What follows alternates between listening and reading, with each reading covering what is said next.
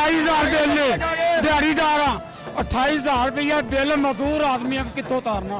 अब देखो देखो नाज़रीन, जैसा कि आप लोग देख रहे हैं कि ये एक मजदूर शख्स है और इससे क्या लगता है कि इसकी कोई मिलने चलती है, नहीं लगती। इनके घर में एसी चलते हैं जो इनको 28,000 का बिल भेज दिया है।